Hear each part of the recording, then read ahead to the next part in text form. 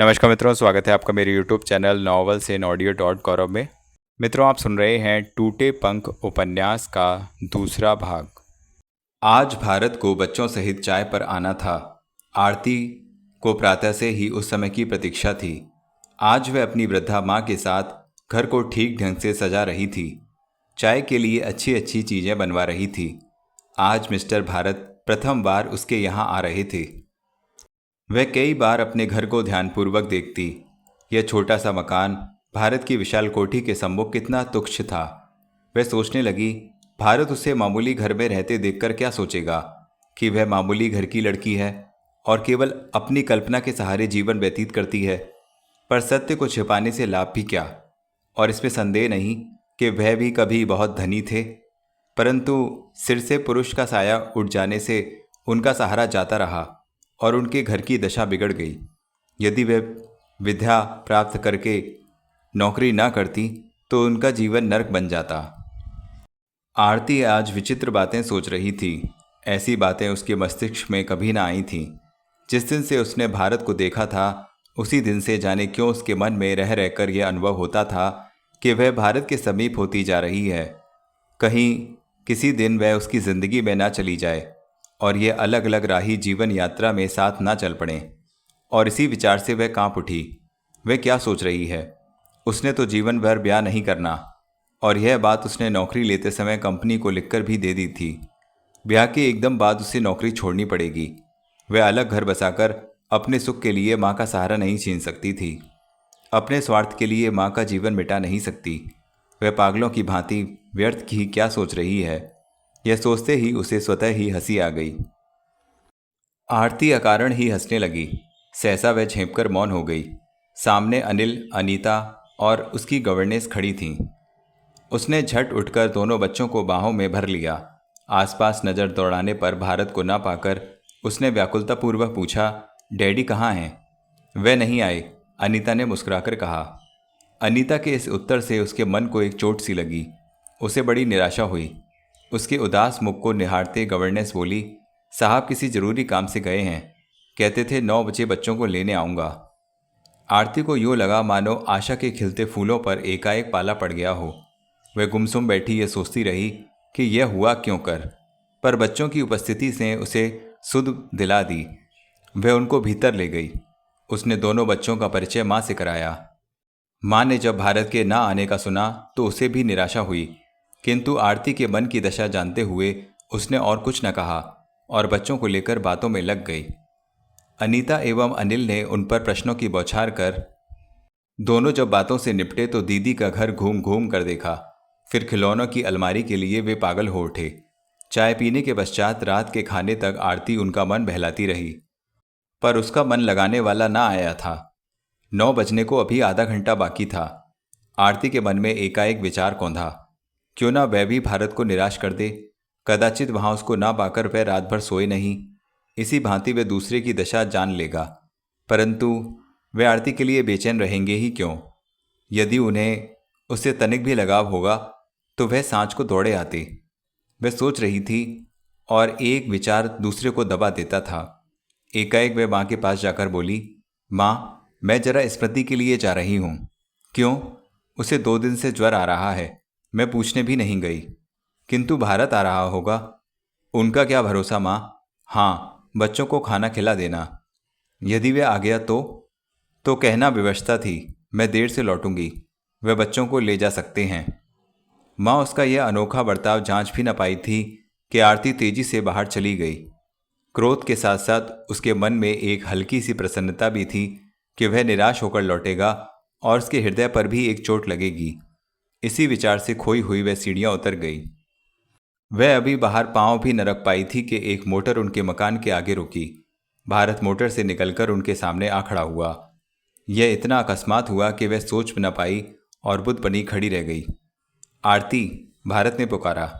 ओ, आप आ गए? वह चौंक कर बोली। आई एम सॉरी आरती, मैं समय पर ना आ सका। आप तो समय से पूर्व आ गए हैं। कलाई पर बंधी घड़ी को देखकर वह बोली, अभी 9 बजने में 20 मिनट बाकी हैं। वह ध्यान से उसके मुख पर आए भाव पड़ने लगा, जिन्हें आरती छिपा ना सकी थी। उसके समीप आते ही वह जोर से हंस पड़ा। आरती इस असमय की हंसी को न समझ सकी और उसे देखने लगी। वह मोटर की चाबी हाथ पर नचाते हुए बोला, आप मेरे ना आने से इतना चिंतित हो सकती हैं, मैं यह आज ही जान पाया हूं। आरती ने टेढ़ी दृष्टि से भारत को देखा। वह मुस्कुरा रहा था और इससे पूर्व वह कभी उससे इतना खुला न था।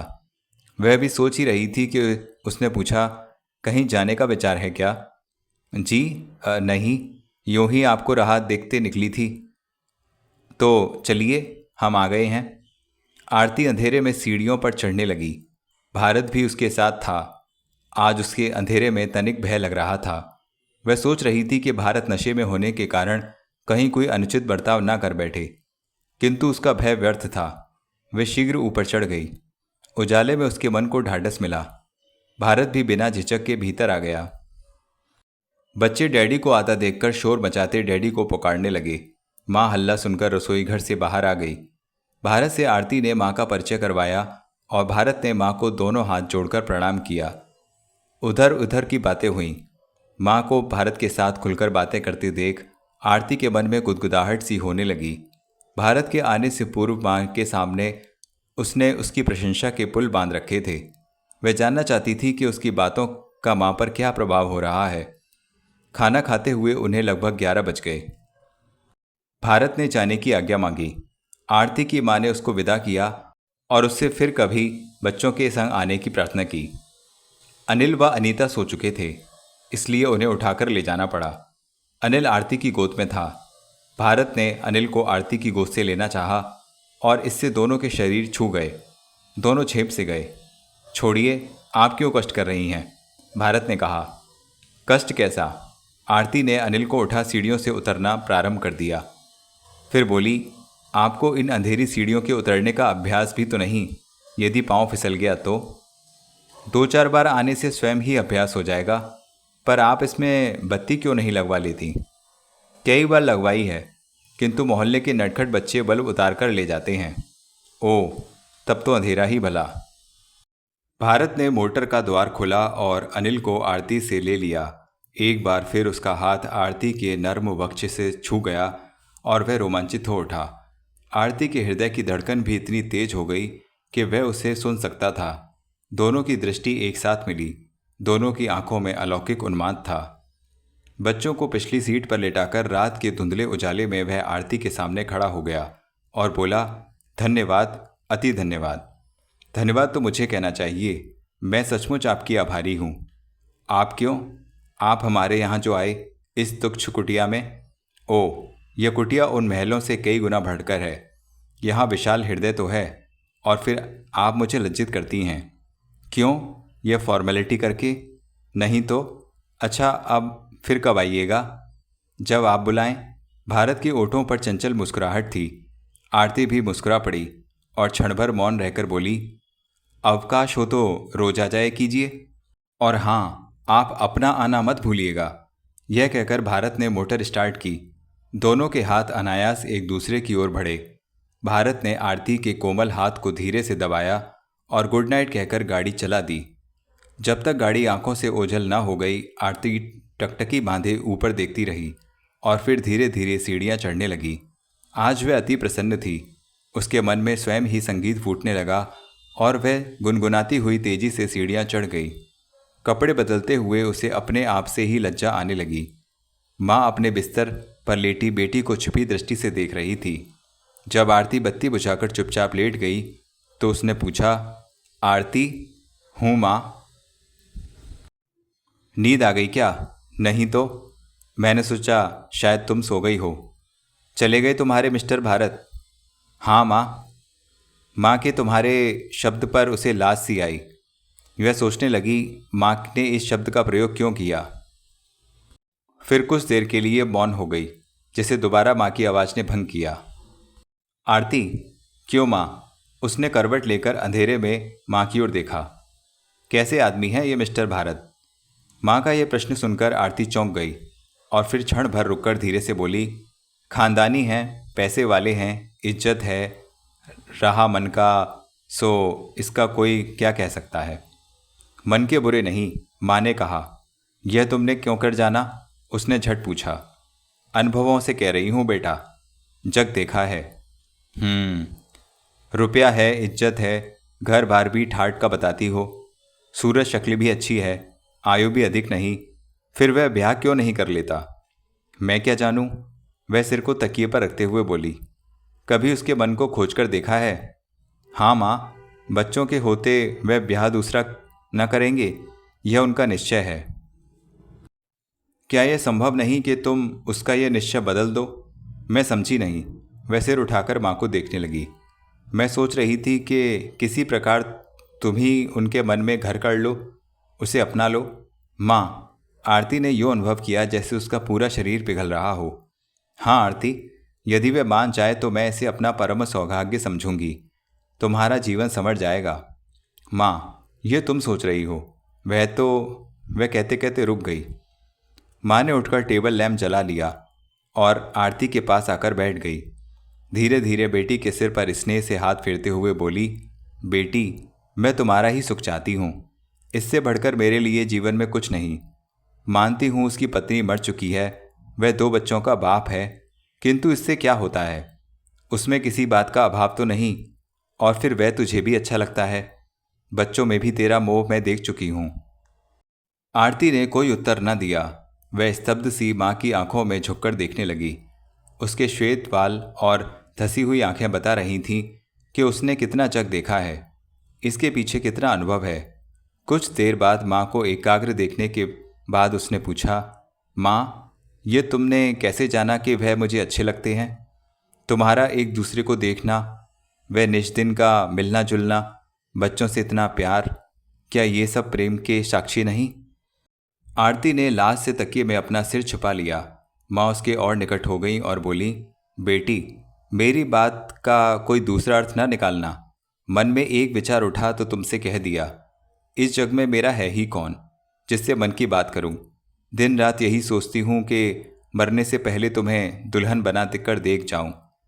आजकल मान मर्यादा सब कुछ पैसे से है, इसलिए सोचा था यदि यह हो जाए तो ठीक है।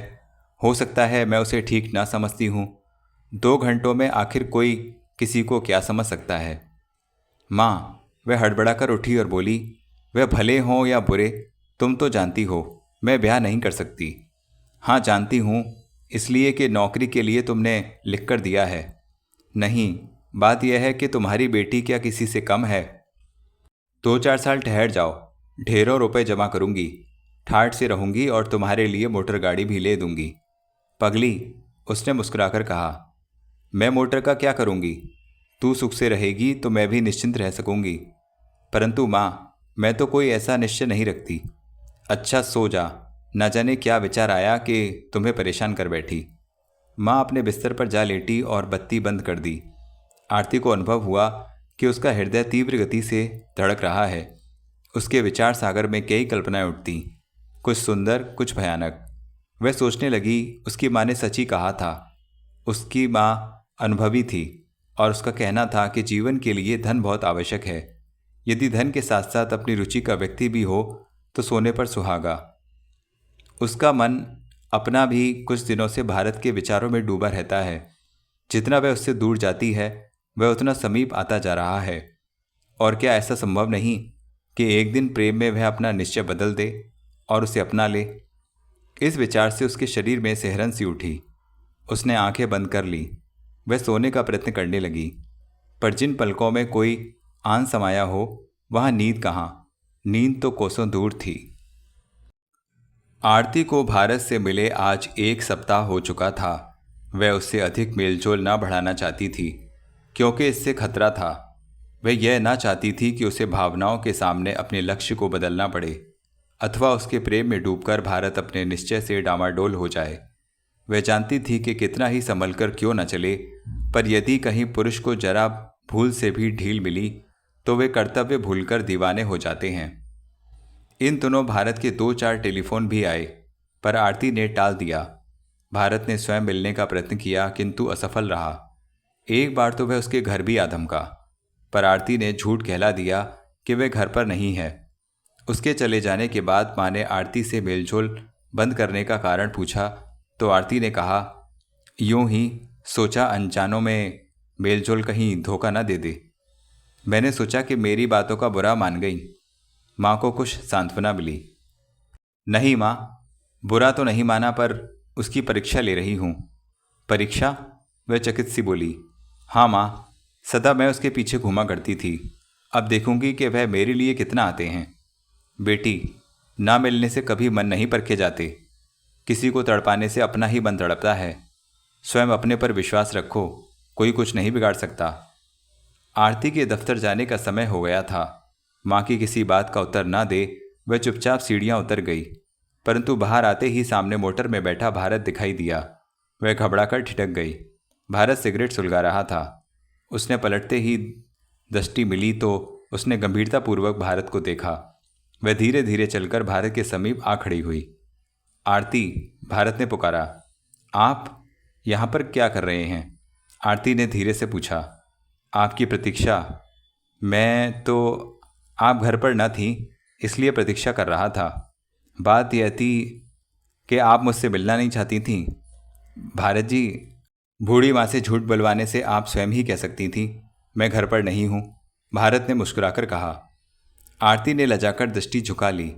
कुछ क्षण मौन रहने के बाद भारत ने सिगरेट का एक लंबा कश खींचा और बोला, अनीता बीमार है और आपको याद कर रही है, यही बताने आया था। समय मिले तो देख आना। यह कहते ही भारत गाड़ी चलाकर आंखों से ओझल हो गया। आरती कुछ कह न पाई, ना ही उसे पुकार सकी। वह प्रतिमा बनी वहीं खड़ी रह गई। उसके कानों में माँ के कहे शब्द गूंज रहे थे, जो किसी को तड़पाता है वह स्वयं तड़पता है। उसके मन में एक हूक उठी और वह तड़प उठी। रात को भारत जब घर लौटा तो 11 बजना चाहते थे। दिन भर वह काम में इतना व्यस्त रहा कि अनीता को घर पर देखने ना आ सका। टेलीफोन द्वारा वह बराबर उसका हाल जान लेता था। जब वह अनीता के कमरे में से जाने लगा, जाने क्यों उसके मन में भैसा आ गया। कुछ क्षण रुककर दबे पांव आगे बढ़ा। किवाड़ बंद था। धीरे से उसे धकेल वह कमरे के भीतर चला गया। भीतर जाते ही एकाएक वह ठिठक गया। सामने आरती बैठी अनीता को थर्मामीटर लगा रही थी। वह भौचक उसे देखता रहा। आरती ने भारत को उठती दृष्टि से देखा, फिर अनीता के मुख से थर्मामीटर लेने लगी। जब वह थर्मामीटर देख रही थी तो भारत ने कुछ पूछने को मुंह खोला, किंतु आरती मुंह पर उंगली रखे उसे मौन रहने का संकेत कर रही थी। आरती ने थर्मामीटर मेज पर रखा और दबे पांव बाहर आ गई। भारत भी साथ हो लिया। बाहर आकर आरती धीरे से बोली, अनीता सो रही है। अब बुखार कितना है? उतर ही रहा है, इस समय 100 है। ओ, भारत ने मुंह से पसीना पोंछा और फिर पूछा, तुम कब आई? जैसे ही आपने सूचना दी चली आई। तो तुम प्रातः से यहीं हो?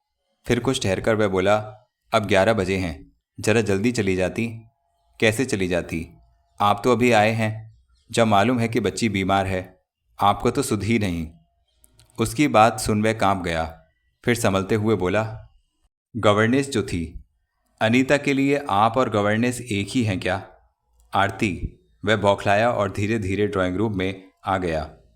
आरती उसके मनोभाव पढ़ने का प्रयत्न करने लगी। फिर बोली, इसमें नाराज होने की क्या बात है? क्या मैंने झूठ कहा? भारत ने आरती के मुख पर दृष्टि गड़ा दी, जो उसे कहे जा रही थी। यदि आज कोई स्त्री यह असावधानी दिखाती तो उसे दुनिया वाले कहते क्योंकि सौतेली है, किंतु आप तो बच्चों। आरती, वह चिल्लाया। आरती कहते कहते रुक गई। भारत मुड़कर खड़ा हो गया। आरती के शब्द अब भी उसके मस्तिष्क से टकरा रहे थे। उसने दूर होती पदचाप को सुना, देखा नहीं। उसने पाँव की आहट को पास आते सुना और फिर भी मुड़ा नहीं, यूं ही खड़ा रहा। उसके कानों में आरती का स्वर गूंजा, मैं जा रही हूँ। भारत एकदम पलट गया। उसने देखा आरती बाहों पर अपना स्वेटर डाले जाने को तैयार खड़ी है। जो ही आरती जाने को बढ़ी कि भारत लपककर उसके समीप आकर बोला, ठहरो, मैं छोड़ आता हूँ।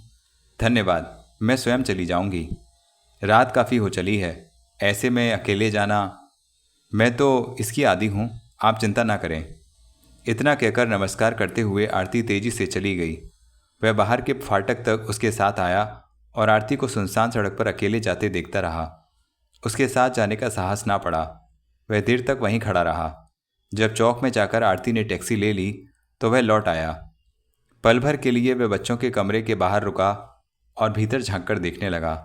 अनीता सो रही थी और गवर्नेंस उसे कंबल उड़ा रही थी। भारत भी अपने सोने के कमरे की ओर बढ़ा। वह बहुत थका हुआ था। उसमें इतना बल भी ना था कि रात के कपड़े बदल लेता। वे ज्यों ही बिस्तर पर लेट गया, वह सोचने लगा, आरती क्यों इतनी समीप लगती है। वह कोई बेगानी नहीं लगती। वह कितनी सहानुभूति रखती है। क्या यह संभव नहीं कि वह सदा के लिए इस घर में आकर उल्लास भर दे, जहाँ की सन्नाटा छाया रहता है। किंतु उसके मन को विश्वास ना आ रहा था। जाने उसे ऐसे विचार क्यों घेरे रहते थे। आज भी वह इन्हीं में खोया था। वह यह बात आरती से कह भी नहीं सकता था, कहीं वह उसकी सहानुभूति को गलत न समझ रही हो। वह सोचने लगा कि जिन खुशियों का जाल वह बुन रहा था, कहीं एक झटके में वह टूट ना जाए। न जाने इन्हीं विचारों में डूबे कब उसकी आंख लग गई और वह बिना कपड़े बदले वहीं सो गया। जब वह उठा तो प्रातः हो चुकी थी और सूर्य की किरणों से कमरा जगमगा रहा था। वह अंगड़ाई लेकर वहीं बैठ गया।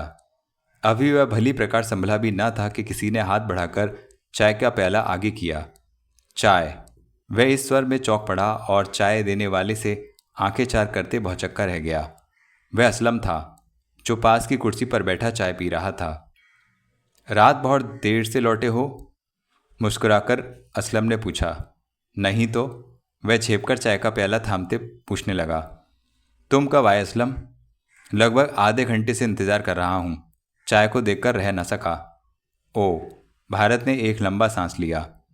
तमाम रात इन्हीं कपड़ों में नींद कैसे आई होगी? नींद कमबख्त आती तो फिर क्या था? असलम। हाँ दोस्त। समझ में नहीं आता क्या करूं, बहुत परेशान हो गया हूं। क्यों?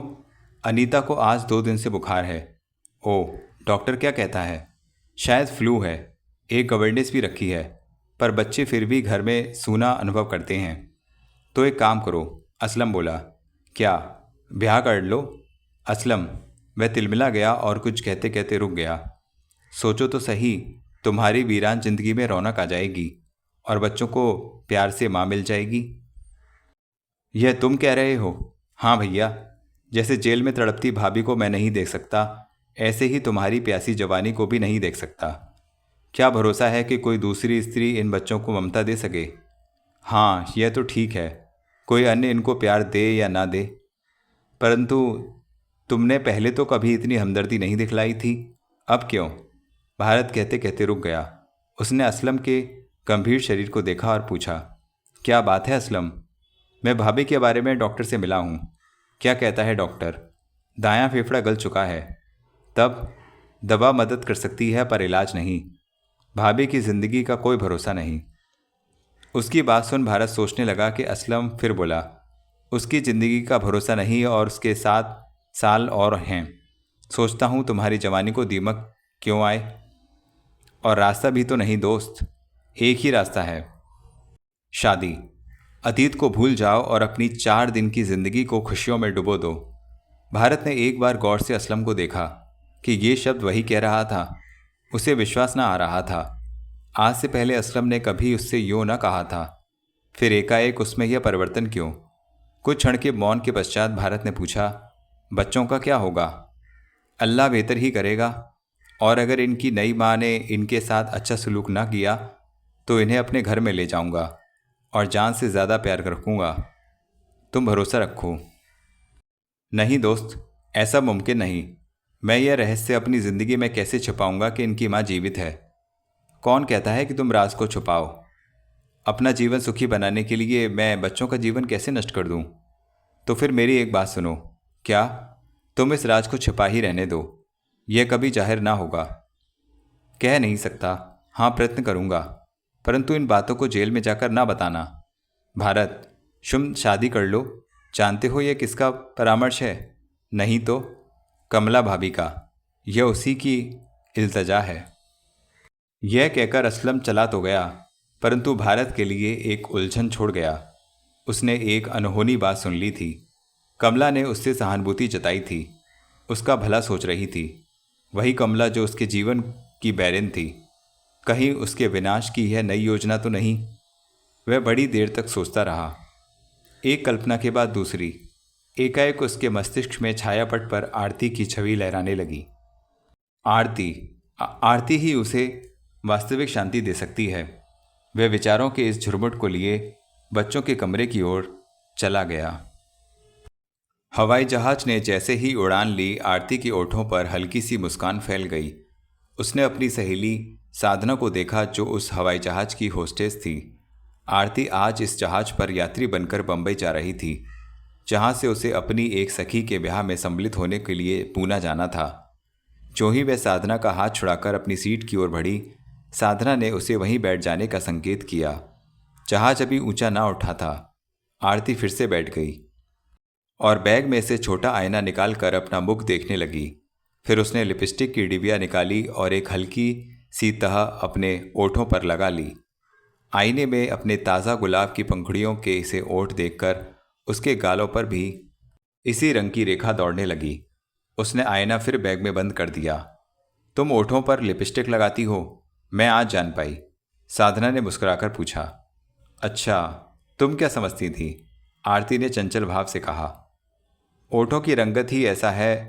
आओ तो देखूं, कहाँ से लाई हो यह लिपस्टिक? लंदन से ली थी। तुम्हें शायद पसंद हो तो रख लो, किंतु तुम मेरे पास तो 5 रखी हैं। थैंक्स, तब तो मैं कभी ना दूंगी। मांगता कौन है? आरती ने मुस्कुराते हुए कहा और खिड़की से झांककर नीचे देखा। जहाज अब बहुत ऊंचाई पर उड़ रहा था। आरती साधना के पास से उठी और धीरे धीरे पांव उठाती अपनी सीट पर जा बैठी। उसके साथ वाली सीट पर कोई व्यक्ति सिर झुकाए पत्रिका पढ़ रहा था।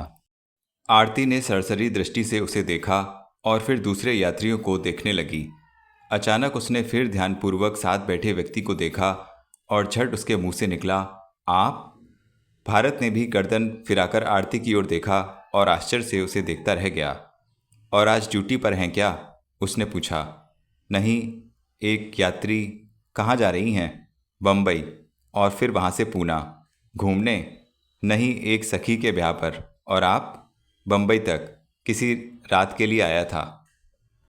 बड़ा आकस्मिक मेल है, आपने कहा तो नहीं। अचानक प्रोग्राम बन गया और आपने भी तो नहीं बताया। क्या बताती? छुट्टी नहीं मिल रही थी। कितने दिन के लिए ठहराव है? 7 दिन। और आप? मेरा रुकना काम पर निर्भर है, 2 दिन भी लग सकते हैं। 10 दिन भी। और बच्चे? घर पर ही हैं, शंभू है और गवर्नेंस। आरती चुप हो गई और आसपास देखने लगी। उसकी दृष्टि साधना पर गई, जो अपने ओठों पर चंचल मुस्कान लिए उसी को देख रही थी। उसे अपनी ओर निहारते देखकर आरती अनायास झेंप सी गई। कुछ देर बाद कुछ सोचकर उठी और साधना के केबिन में पहुंच गई। न जाने क्यों साधना के सामने उसे भारत से बातचीत करने में संकोच अनुभव हो रहा था। मैं समझ रही थी तुम अकेली जा रही हो। उसके आने पर साधना ने उसे छेड़ा। हाँ तो फिर ये कौन महाशय हैं? आरती ने आंख उठाकर साधना की चंचल दृष्टि को काटा और फिर बोली, है कोई संयोगवश इसी जहाज में यात्रा कर रहा है। और संयोग का सौंदर्य तो यह है कि सीट भी साथ की है। हाँ साधना, थोड़ी देर पहले मैं यह जानती भी ना थी कि वह मेरे साथ ही बैठा हुआ है। ये संयोग अच्छे नहीं होते, कभी कभी वे जीवन का जहाज बदल देते हैं। आरती चुप रही और कॉफ़ी पीने लगी। साधना मुस्कुराती हुई यात्रियों के पास चली गई। भारत अपनी सीट पर बैठा कभी साथ वाली खाली सीट को देखता और कभी खिड़की में से बाहर झांकता। आरती को अकस्मात अपने निकट पाकर उसे एक मानसिक प्रसन्नता प्राप्त हो रही थी और वह व्याकुलता से उसके आने की प्रतीक्षा कर रहा था। कोई आधा घंटा बाद साधना के केबिन से आरती लौटी और भारत से पत्रिका मांगकर पढ़ने लगी। पत्रिका पढ़ते पढ़ते उसे झपकी आने लगी और उसकी आंख लग गई। भारत भी उससे बातें करने के लिए बेचैन हो रहा था। उसे सोते देखकर स्वयं सीट पर सिर टिकाकर सोच में खो गया। वह आरती के हृदय को न समझ पाया था। 3 घंटे की निरंतर उड़ान के बाद हवाई जहाज बम्बई के एरोड्रोम पर उतरा। यात्री उतरकर वेटिंग हॉल में आ गए। यात्रा के बीच में आरती ने साधना का परिचय भी करा दिया था। साधना तो उतरकर सीधी रिपोर्ट देने के लिए ड्यूटी रूम में चली गई और भारत और आरती प्रतीक्षा करने के लिए एक और सोफे पर बैठ गए। अब क्या प्रोग्राम है आपका? भारत ने एकाएक प्रश्न किया। यही सोच रही हूँ, दिन क्यों कर कटेगा। दक्कन क्वीन तो शाम 6 बजे जाएगी। शहर तो जाना ही होगा। हाँ, साधना आ जाए तो प्रोग्राम बनाएंगे। आपका क्या विचार है? आज तो मुझे अवकाश है। डायरेक्टरों की मीटिंग रात को 9 बजे होगी, तब तक मैं आपका संग दे सकता हूँ। उसी समय साधना चार्ज देकर ड्यूटी रूम से बाहर निकली और आते ही आरती से बोली, हाँ कहो, अब क्या प्रोग्राम है? 4 बजे तक मैं तुम्हारे साथ हूँ। और उसके बाद भारत ने पूछा, वापसी 5 बजे दूसरे जहाज से मैं कलकत्ता जा रही हूँ। तो अब क्या प्रोग्राम बने? आरती ने पूछा। पहले मैस में चलकर खाना खाएं, फिर शहर घूमने चलेंगे, कुछ शॉपिंग करना है। आज्ञा हो तो कुछ कहूँ? भारत ने बीच में कहा। अवश्य, शहर तो जाना ही है आपको, सभी इकट्ठे चलते हैं और खाना आज आप दोनों मेरे साथ खाइए। आरती चुप रही। साधना ने उसकी घबराहट को भांपते हुए पूछा, हाँ आरती, क्या विचार है? क्या? वह यूं चौंकी जैसे अचानक जाग उठी हो। भारत जी, हम दोनों को लंच दे रहे हैं।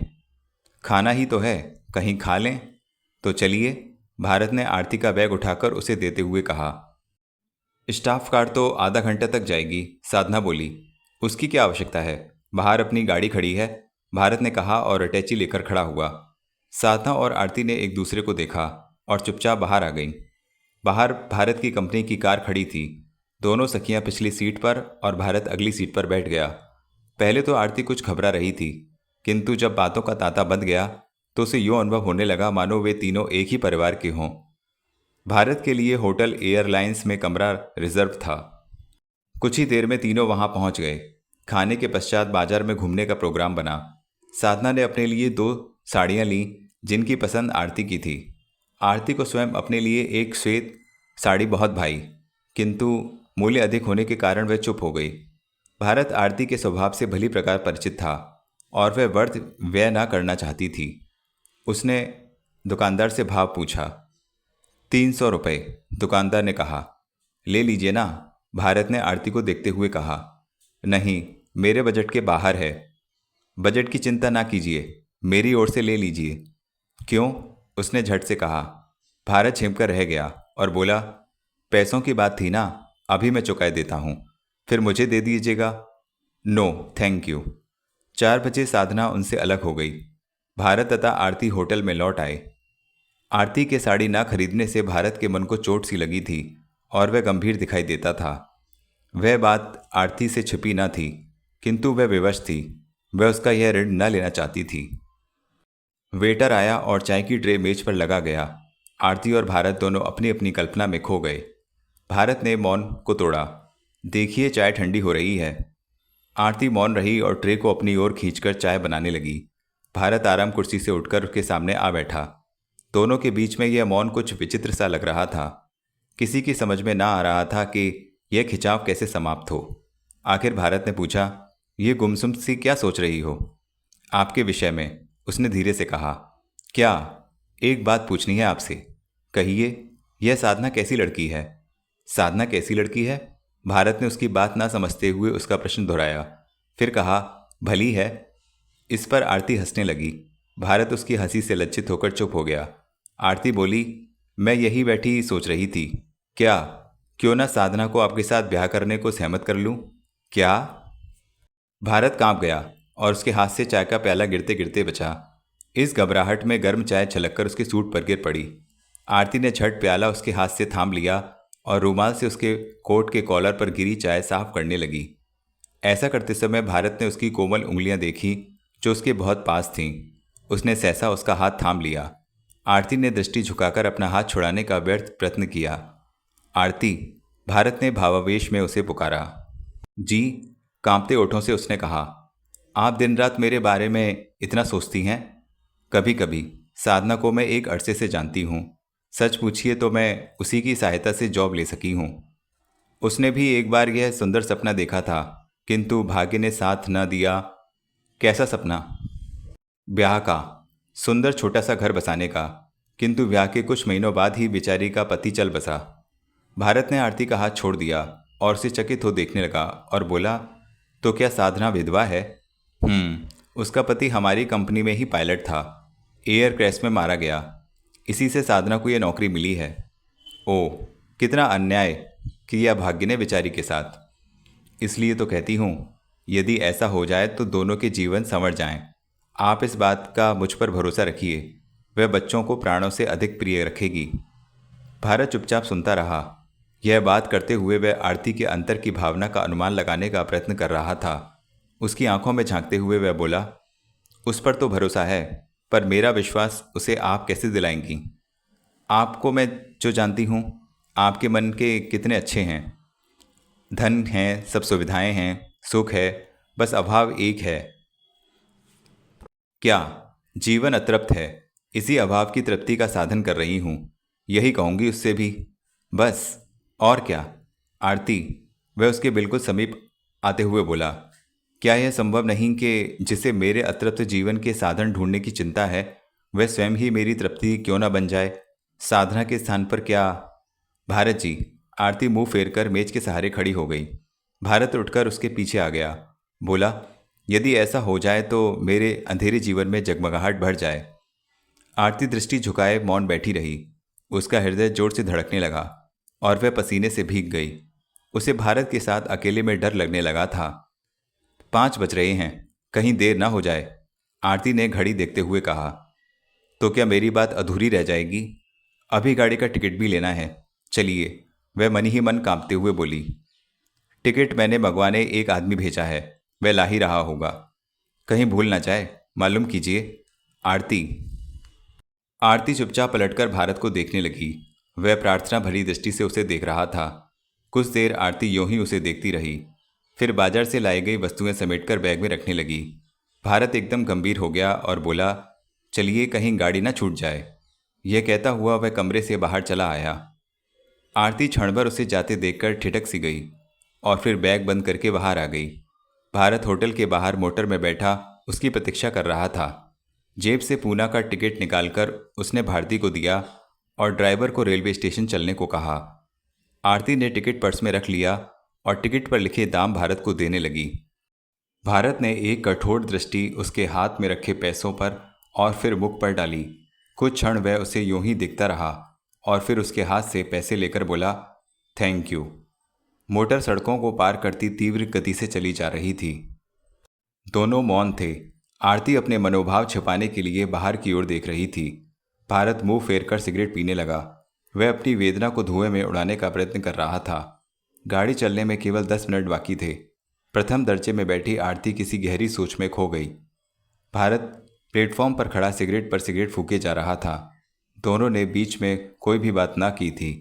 दोनों खिंचे खिंचे से थे। इतने दिनों के परिचय के बाद आज प्रथम बार यह उलझन आ पड़ी थी। आरती ने कलाई पर बंधी घड़ी को देखा। सुइयां बड़ी तेजी से बढ़ रही थीं। उसके हृदय की गति भी घड़ी के समान तीव्र होती जा रही थी। अंत में वह ना रह सकी और उसने भारत को कहा, सुनिए, आप दिल्ली कब जाइएगा? भारत सिगरेट का टुकड़ा पांव तले मसलते हुए उसके पास आकर बोला, 2-4 दिन तक। एक प्रार्थना है, मानिएगा? कहिए, क्या यह संभव नहीं कि काम के बाद आप पूना आ जाएं? किस लिए? महाबलेश्वर जाएंगे, सुना है बड़ा सुंदर स्थान है। अकेले में जाना अच्छा ना लगेगा। क्या मेरा साथ सहन कर सकेंगी आप? भारत ने व्यंग्यात्मक दृढ़ से कहा। यदि आपका साथ रुचिकर ना होता तो यह प्रार्थना क्यों करती? आरती ने मुस्कुराकर कहा। भारत खिड़की के समीप आकर बोला, आरती। ओठों पर उसका नाम लाने से वह हर्षित हो रहा था। गार्ड ने सीटी दी, वह संभला, गाड़ी चल दी। आरती ने चलती गाड़ी से एक कागज का टुकड़ा उसके हाथ में थमा दिया। इसमें उसका पूना का पता लिखा था। रेलगाड़ी सिग्नल तक जा पहुंची। भारत आरती के हिलते हुए रूमाल को देख रहा था। उसे विश्वास न आ रहा था कि आरती ने उसे बुलाया था। क्या वह अपना निश्चय बदल चुकी थी? उसके कानों में एक मधुर स्वर गूंज रहा था, यदि आपका साथ सहन न होता तो प्रार्थना ही क्यों करती? बादलों ने सूर्य को ढक रखा था, जिससे तपन कम हो रही थी। भारत के अधूरे सपने वास्तविकता का रूप धारण कर रहे थे। वह एक चट्टान पर लेटा झरने की निरंतर ध्वनि सुन रहा था। यह ध्वनि एक अथक परिश्रमी के समान दिन रात घाटी को एक जीवन प्रदान करती थी। उसके साथ ही एक पत्थर का सहारा लिए आरती चांदी बिखेरते झरने को देख रही थी। कभी कभी वह आकाश में विचरते उन बादलों को देखती जो हरी भरी पहाड़ियों को चूमते हुए इधर उधर दौड़ रहे थे। उसके विचार भी उन्हीं बादलों की भांति दौड़ रहे थे। बादलों से दृष्टि हटाकर भारत ने आरती को देखा, जो एकटक झरने की चाल को देख रहा था। वह अपने विचारों में खोया हुआ था। शायद उसके मन में भी उस फुहार की भांति कोई जल तरंग बज रही थी। वह सोचने लगी, भारत उसके जीवन का एक महत्वपूर्ण अंग बन गया है। वास्तव में उसके बिना उसका जीवन व्यर्थ था। वह अपने स्थान से उठकर भारत के निकट आ पहुंची। किन विचारों में खो गए आप? आरती ने उससे पूछा। भारत ने पलटकर उसे देखा और एक मुस्कान के साथ बोला, यह झरना कितना सुंदर है। क्यों, यह भी कोई पूछने की बात है। चंचल धारा की घाटी में गिरती है तो मन बदल जाता है, और यही पानी नदी का रूप धारण करके कितना निर्मल हो जाता है, कितना शांत। किंतु इस पानी के हृदय में तूफान तो नहीं छिपे रहते हैं। आरती ने झट से कहा। हाँ, बिल्कुल नारी के समान, जो ऊपर से शांत होने पर भी अंतर में भावना की एक प्रलय रखती है। क्यों आरती? आरती मुस्कुराकर उठने लगी, किंतु भारत ने उसे हाथ पकड़कर रोक लिया। आरती ने उन्माद भरी दृष्टि से उसे देखा और हल्के से झटके के साथ हाथ छुड़ाकर झरने की ओर भागी। भारत झड़मर उसे देखता रहा और फिर उठकर वह भी उसके पीछे दौड़ने लगा। आरती पत्थरों की ओट में शीघ्र ढलान पर उतर गई और उस गुफा में जा छिपी जिसके ऊपर से झरना गिरकर नीचे घाटी में खो जाता था। वातावरण में झरने के गिरने से एक विचित्र शोर उत्पन्न हो रहा था। आरती सिमटकर दीवार से लगकर खड़ी हो गई और झरने के पानी से उड़कर आती फुहार का आनंद लेने लगी। थोड़ी देर बाद उसे गुफा में गूंजती भारत की आवाज़ आई। वह आरती को पुकार रहा था। आरती उसकी व्याकुलता का अनुमान लगा रही थी। भारत ने फिर ऊंचे स्वर में आरती को पुकारा। उसका स्वर घाटी में गूंज उठा। आरती ने जब सामने फुहार में झांककर देखा तो सामने चट्टान पर भारत को खड़ा पाया, जो उसे ही पुकार रहा था। वह झरने के पास आकर चारों ओर आरती को देखने लगा। आरती ने जब उसे निकट आते देखा तो गुफा की दीवार के साथ लग गई। भारत जब उससे 2 हाथ की दूरी पर बैठा झरने को देख रहा था और वह बहुत परेशान था। आरती सांस रोके उसे देखती रही। वह मन ही मन उसकी झुंझलाहट का आनंद लेने लगी, जो कुछ दूरी पर खड़ा उसे ढूंढ रहा था। फुहार की धुंध हटी तो भारत ने गुफा में झांककर देखा। सामने आरती को देख वह चकरा गया। जिसे वह इतना देर से खोज रहा था वह सामने ही उसके इतने निकट खड़ी थी। आरती के गुलाबी मुखड़े पर फुहार का पानी ऐसे लग रहा था जैसे कि कोमल गुलाब पर ओस के कण प्रातः के धुंधलके में चमक रहे हों। वह दीवार से बिल्कुल सटकर खड़ी थी, सहमी सी, डरी सी। भारत उसे देखता रहा, फिर उसकी ओर बढ़ा। उसे आते देखकर वह और सिमट गई। उसके गालों पर लाज की हल्की सी लालिमा आ गई। नैनों में स्नेह का सागर लहरा रहा था। उसके मुख से प्यार यूं बरस रहा था जैसे झरने की फुहार मुखड़ेपन का भोलापन, आंखों में उन्माद और अंग अंग में चंचलता। भारत ने आज से पहले कभी उसके हाव भाव न देखे थे। वह बिल्कुल उसके समीप जा पहुंचा और उसकी मदरा भरी आंखों में झांकने लगा, जिनमें आज व्याकुलता थी। झरने का निरंतर गिरता पानी और कोलाहल इनके मन की भावनाओं में डूब गया। भावनाएं उमड़ रही थीं और संयम का बांध टूट गया था। भारत ने धीरे से आरती का हाथ थामा और उसे आलिंगन में ले लिया। उनकी श्वासों का मिलन एक रूमानी भरी सनसनाहट उत्पन्न करने लगा। भावना में बहकर आरती ने अपने आप को पूर्ण रूप से अर्पित कर दिया। उसे कुछ सुध न रही। सुलगते हुए ओंठ, दहकता हुआ शरीर, नन्ही नन्ही फुहार ने दोनों को अपनी लपेट में ले लिया। बादलों की धुंध छट गई और झरने की श्वेत चादर दिखाई देने लगी। आरती चट्टान का सहारा लिए पत्थर पर उंगली से लकीरें बना रही थी। उसका शरीर पसीने में डूबा हुआ था। झरनों का शोर वातावरण में एक गूंज उत्पन्न कर रहा था। आरती, भारत ने पुकारा। आरती ने मुड़कर भारत की ओर देखा। वह पास खड़ा प्यार से उसे देख रहा था। आरती ने संकोच से उसके वक्ष में मुंह छुपा लिया। भारत ने उसे बाहों में भर लिया और प्यार से उसके बालों में उंगलियां फेरते हुए बोला, क्यों, क्या हुआ? थक गई? अब चलिए कहीं। घबराओ नहीं, मैं सहारा दिए हूँ। डरती हूँ कहीं यह सहारा टूट ना जाए। आरती, वह उसका मुख ऊपर करते हुए बोला, तुम्हें तो मुझ पर भरोसा है। मुझे नहीं, मेरे मन को। कांपते स्वर में आरती ने कहा। मन को ही विश्वास होना चाहिए। वह कभी भूल नहीं सकता है। यदि वह भूल करे तो जानते हो क्या होता है? क्या? वह झट पूछ बैठा। लोक परलोक दोनों ही नष्ट हो जाते हैं। आरती की आंखों में एक छिपी घबराहट थी। ऐसा न सोचो आरती, तुमने जीवन में प्रथम बार एक पुरुष को हाथ दिया है और जिसका आश्रय तुमने लिया है वह कभी भी तुम्हारे साथ विश्वासघात न करेगा। ऐसा कहकर भारती ने आरती को आलिंगन में बांध लिया। आरती को ऐसा अनुभव हुआ जैसे उसे संसार भर की खुशियां मिल गई हों और वह लड़खड़ाते जीवन को किसी दृढ़ बाहों का सहारा मिल गया हो। बादल फिर घेर आए थे। दोनों शीघ्र ही नीचे जाने लगे। पानी बरसना आरंभ हो गया था। जितना वे वर्षा से बचने को भागते वह तेज होती गई।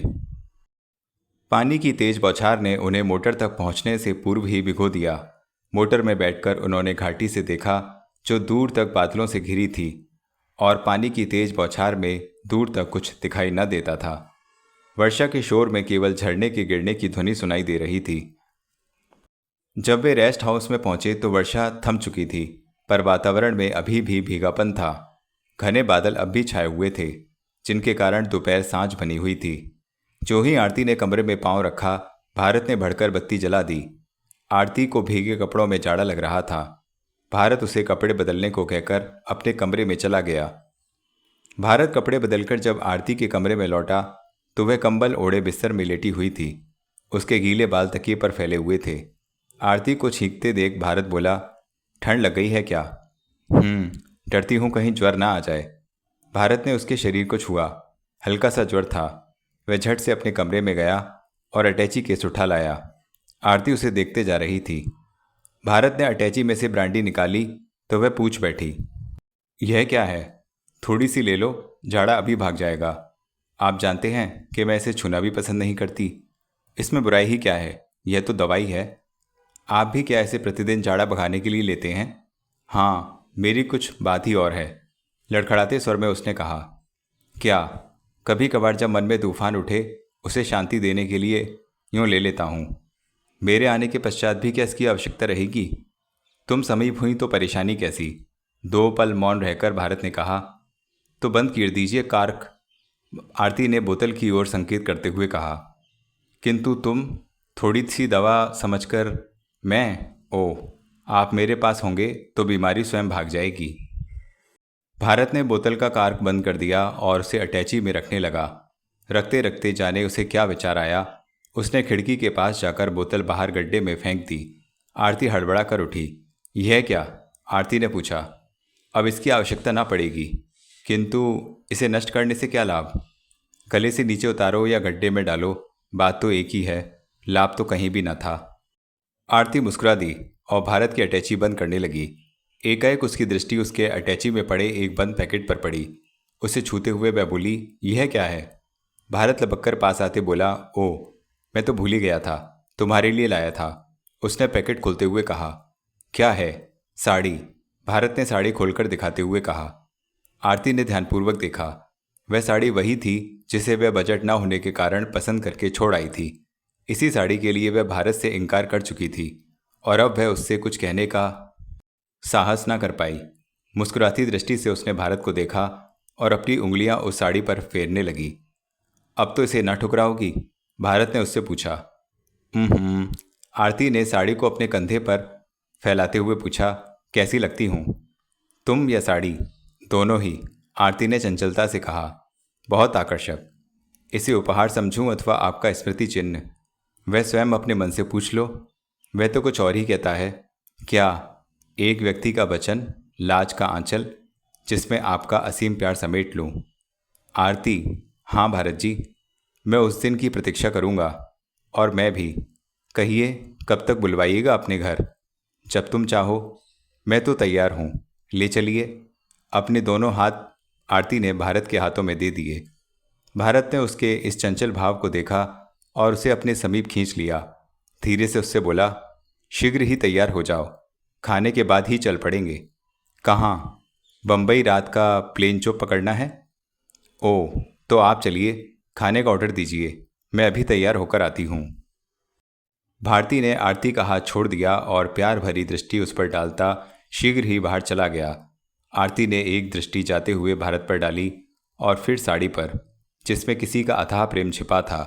वह गुनगुनाती हुई तैयारी में लग गई। रात्रि के 10 बजना चाहते थे। भारत आरती को उसके घर छोड़कर लौट रहा था। आज वह अति प्रसन्न था।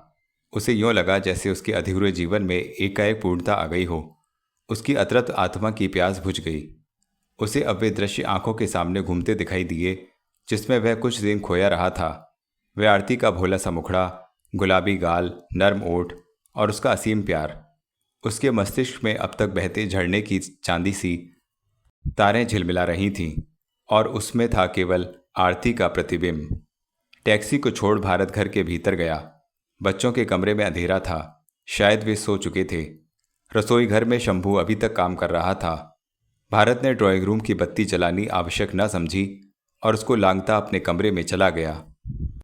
कमरे में जाकर उसने उजाला किया और अटैची को एक ओर रख दिया। कोट उतारते हुए जो ही वह मुड़ा, उसकी चीख निकलते रुक गई। वह सिर से पांव तक कांप गया।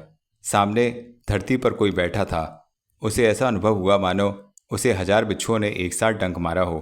उसे अपनी आंखों पर विश्वास न आ रहा था। उसने फिर आंखें मलकर देखा। धरती पर कमला बैठी थी। कमला ने अपनी थकी हुई भीगी पलकों को ऊपर उठाकर घबराए हुए भारत को देखा। भारत को कमरा झूमता हुआ नजर आया। उसने अपने को संभाला और कांपते स्वर में पूछा, तुम यहाँ? हाँ, दोपहर से बैठी हूँ। जेल से भाग आई क्या? नहीं, रिहाई मिल गई। कमला ने एक कागज उसको थमाते हुए कहा। भारत ने कांपते हाथों में कागज को ले लिया और पढ़ने लगा। यह सच ही था कि कमला बीमार और अच्छे बर्ताव के कारण छोड़ दी गई थी। उसका बाकी दंड माफ कर दिया गया था। कमला के लिए यह प्रसन्नता की बात थी, परंतु भारत पर मानो वज्र गिरा। जब तक कमला जेल में थी वह मन में संतोष किए बैठा था, पर अब वह बाहर आ गई तो एक आपत्ति उठ खड़ी होगी और उस पर चिंताओं का पहाड़ टूट पड़ेगा। वह अपना अधिकार मांगेगी, बच्चों का प्यार मांगेगी। बच्चे बचपन से यह समझ बैठे हैं कि उनकी माँ मर चुकी है। जब उन्हें ज्ञात होगा कि उसके डैडी ने उनसे झूठ कहा था और उनकी माँ जीवित है, जो हत्या के अपराध में कई वर्षों से काल कोठरी में सड़ रही है, तो उनके मन पर क्या बीतेगी। और फिर जब ये बातें आरती के कानों तक पहुंचेंगी तो वह क्या कहेगी। उसके सुंदर स्वप्न पल भर में ही टूटकर बिखर गए। उसके मस्तिष्क में कोलाहल मच गया। उसने एक कठोर दृष्टि सामने बैठी कमला पर डाली और आवेश में आकर बोला, तू यहाँ क्या लेने आई है? अपने घर ना आती तो कहाँ जाती? नर्क में। हमारे लिए तो तुम कब की मर चुकी हो। मृत्यु आ जाती तो फिर क्या था? वह तो नहीं आई, तो दूर हो जा मेरी आंखों से। यदि इस घर में कभी तेरी छाया भी पड़ी तो मैं सहन ना करूंगा। ठंडे मन से सोचो, भगवान ने दंड दिया और सरकार ने दया करके छोड़ दिया, तो क्या आप दया ना कीजिएगा? दया? और तुम पर, एक हत्यारिन पर, जिसने मेरे युवा भाई की हत्या की है। वह भीख मांगती है दया की मुझसे।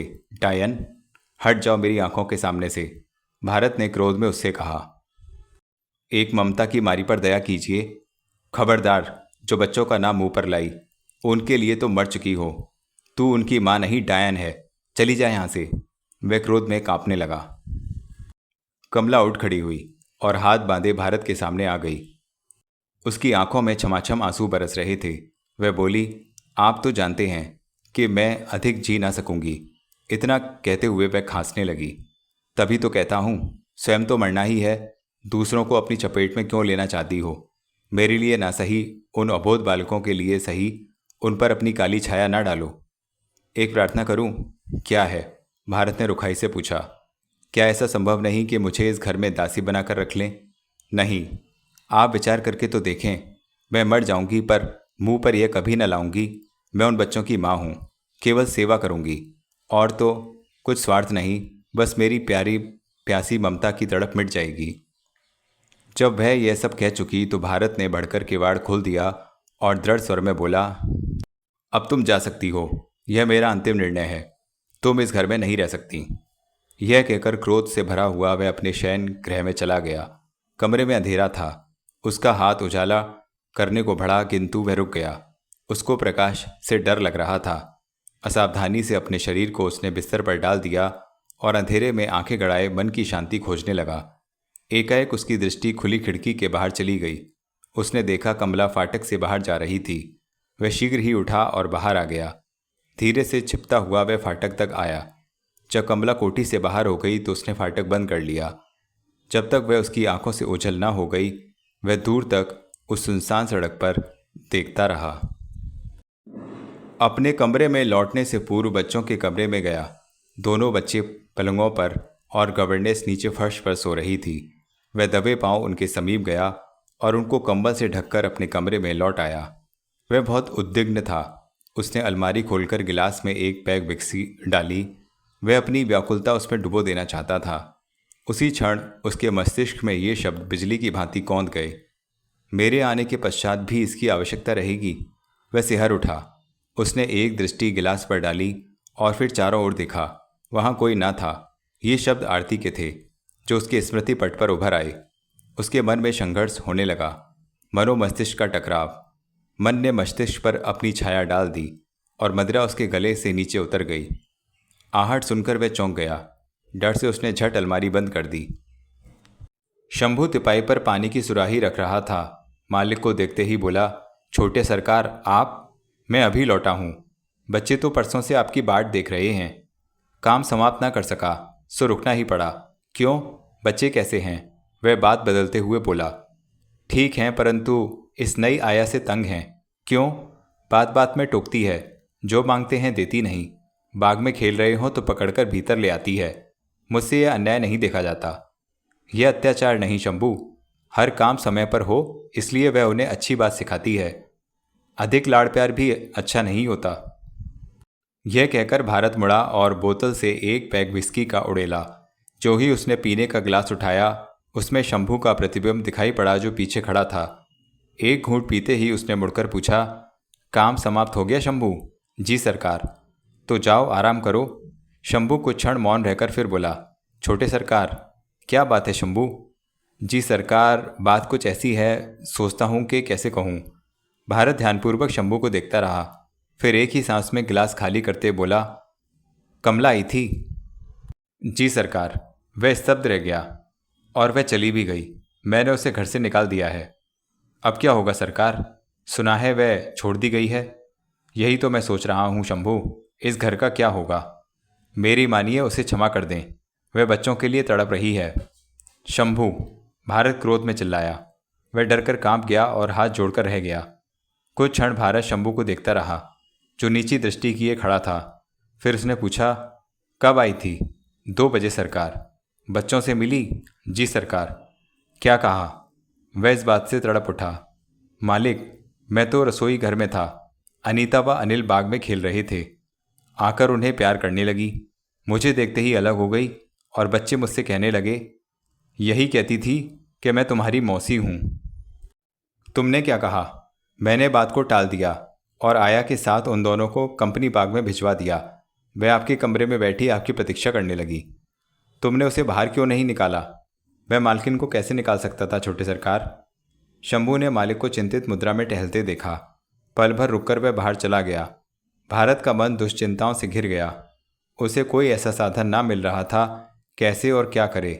बस पैक पर पैक चढ़ाई जा रहा था। रात गुजरती गई। जाने कब मदिरा से बेसुध होकर वह बिस्तर पर सो गया। प्रकाश की सुनहरी किरणों ने अपना जाल फैला लिया था कि आरती और उसकी माँ टैक्सी लेकर आ पहुंची। शंभू ने उन्हें पार्लर से उतरते देखा तो तीव्रता से भारत के कमरे की ओर भागा। उसने देखा कि मालिक अब तक औंधे सोए पड़े हैं। बिजली की गति से खाली बोतल और गिलास उसने अलमारी में बंद कर दिए। बिखरी वस्तुओं को समेटा और नाश्ते की ट्रे उसके बिस्तर के निकट तिपाई पर रख दी। शंभू भारत को जगाने को ही था कि कमरे के बाहर आहट हुई। आरती ने प्रवेश करते समय पूछा, सो रहे हैं क्या? शंभू अलग हटकर खड़ा हो गया। वह चकित हो आरती को देखने लगा, जो आज झिझके बिना ही भारत के बिस्तर पर जा बैठी थी और भारत को झंझोड़कर जगा रही थी। भारत ने सोए हुए करवट बदली। आरती ने शंभू पर एक दृष्टि डाली। वह चुपचाप बाहर चला गया। आरती ने भारत के माथे पर आए हुए बालों को सुलझाते हुए कहा, छोटे सरकार उठिए, चाय ठंडी हो रही है। भारत ने आंखें खोल दी और कोहनियों के बल जरा ऊंचा उठकर एक दृष्टि कमरे के चारों ओर डाली। शायद वह अपनी स्थिति भांपने का प्रयत्न कर रहा था। उसे अंजस में देख आरती बोली, उठिए, क्या रात को कपड़े बदलने की सुध भी ना रही? ओ तुम कब आई? जब आप देख लें। बात यह थी कि थकान से ऐसी आंख लगी कि कुछ पता ही न चला कब सो गया। वह अपनी घबराहट को छिपाते हुए बोला, किंतु आंखें तो यूं लाल हो रही हैं जैसे कि आप रात भर सोए ही ना हों। आरती की इस बात को सुनकर झट से वह इधर उधर कमरे में देखने लगा। वहाँ ना बोतल थी न गिलास। यह देखकर उसे संतोष हुआ और अपनी घबराहट को छुपाने के लिए वह चाय बनाने लगा। आरती ने हाथ बढ़ाकर उसे रोक दिया और स्वयं चाय बनाने लगी। आरती ने चाय का प्याला भारत को दिया। वह प्याला लेकर चाय पीने लगा। अपने में खोया सा भारत चाय पी रहा था और आरती उसके विचित्र व्यवहार को देख रही थी। भारत ने एक बार भी उससे चाय पीने को न कहा था। सहसा भारत बोला, ओ मैं भी विचित्र हूँ, स्वयं तो पी रहा हूँ, तुमसे पूछा तक नहीं। आपने पी, मैंने पी, एक ही बात। नहीं, दूसरा प्याला मंगवाता हूँ। शंभू, रहने दीजिए, शीघ्र बाहर चलिए। क्यों? बाहर माँ बैठी है, आपसे मिलना चाहती है। यह कहकर वह मुस्कुराई और बाहर चली गई। भारत हक्का बक्का उसको देखता रह गया। अब उसकी नींद का उन्माद पूरी तरह से जाग चुका था। रात की एक एक बात उसको याद आ रही थी। उसने अपने हुलिये पर दृष्टि डाली। लाल आंखें, उलझे बाल और परेशान सूरत। वह धीरे से स्नान गृह में गया और फिर सिर फव्वारे के नीचे कर लिया। जब वह ड्राइंग रूम में आया तो पहले से अपने को हल्का अनुभव कर रहा था। रात्रि का नशा उतर चुका था और कपड़े बदले जा चुके थे। आरती ने उसे तिरछी दृष्टि से देखा और ओठों पर मुस्कान ले आई। भारत ने आते ही माँ को नमस्कार किया। उत्तर में आशीर्वाद देते हुए वह बोली, भूल हमारी थी जो प्रातःकाल आधम के। जी नहीं, आज मैं देर से उठा। यात्रा की थकान होगी। जी। माँ ने आरती को देखा। माँ का संकेत समझकर आरती उठी और बच्चों की कुशलता पूछती हुई भीतर चली गई। रात भर भारत इन्हीं चिंताओं से घिरा रहा और अब दोषी बना आरती की माँ के सामने बैठा था। शायद वह समझती थी कि उसकी बेटी एक महत्वपूर्ण निर्णय करके आई है। संभव है वह यह भी जानती थी कि वे दोनों 2 दिन पूना की पहाड़ियों में एक दूसरे के इतने समीप रहे थे। वह इस विचार में डूबा हुआ था कि माँ के स्वर ने उसे चौंका दिया। इतने बड़े घर में अकेले रहते हैं क्या? जी, एक बच्चे, एक नौकर और एक आया भी है। उसकी घबराहट देखकर और बच्चों का सा उत्तर पाकर माँ मुस्कुरा दी। फिर बोली, कोई भाई बहन भी है? एक भाई था जिसका स्वर्गवास हो चुका है। 8 वर्ष हो चुके हैं। अब तो मैं अकेला हूँ। और आरती कह रही थी कि तुम्हारी पत्नी को मरे भी लगभग 8 वर्ष हो चुके हैं। जी। भारत ने माथे पर आए पसीने को पोंछा। बेटा, संयोग कहाँ जा मिले हैं, कुछ कहा नहीं जा सकता। आरती मेरी बेटी ही नहीं, मेरा संसार है। भाग्य ने उसके सिर से पिता का हाथ उठा लिया, पर मैंने उसके पालन में कोई कमी नहीं रहने दी। भारत ने माँ की आंखों में उमड़ते ममता के आंसुओं को देखा। आरती अभी तक लौटी न थी और उसे समझ न आ रहा था कि माँ को क्या कहे। माँ ने बैग खोला और उसमें से एक अंगूठी निकाली। पल भर में वह भारत की वात्सल्य से भरपूर आंखें द्वारा देखती रही। फिर उसने उसका हाथ मांगा। भारत ने हाथ आगे बढ़ा दिया। माँ ने अंगूठी उसकी उंगली में पहनाकर हाथ चूम लिया और बोली, आज के शुभ दिन से आरती तुम्हारी हुई बेटा। भगवान तुम्हारी जोड़ी बनाए रखे और तुम दोनों का मार्ग सदा प्रकाशित करे। दोनों मिलकर बच्चों के जीवन को उज्ज्वल करो। माँ की आंखों में हर्ष के आंसू झिलमिलाए और भारत का मन भर आया। उसने देखा आरती भी सामने पर्दे के पीछे खड़ी उसे देख रही है। भारत ने माँ के पांव छुए और बोला, माँ, तुम आरती की नहीं, मेरी भी माँ हो। वचन देता हूँ कि आरती को निराशा ना होगी। पर्दे की ओट से आरती ने उसे देखा और प्यार से मुस्कुरा दी। पल भर रुककर वह भीतर बच्चों के कमरे में भाग गई। बच्चे स्कूल जाने को तैयार थे। उसने दोनों को गले लगाकर प्यार किया और आंखें मूंदे कल्पना में खो गई कि कब वह इन बच्चों को अपना कहकर पुकार सकेगी। तो मित्रों, इस प्रकार टूटे पंख उपन्यास का दूसरा भाग समाप्त हुआ। आशा करता हूँ आपको ये कहानी अवश्य पसंद आ रही है। तो कमेंट में हमें बता दीजिए और वीडियो को लाइक कीजिए, शेयर कीजिए। चैनल सब्सक्राइब नहीं किया है तो चैनल सब्सक्राइब कीजिए और तीसरे अंतिम पार्ट को सुनने के लिए तैयार रहिए। धन्यवाद।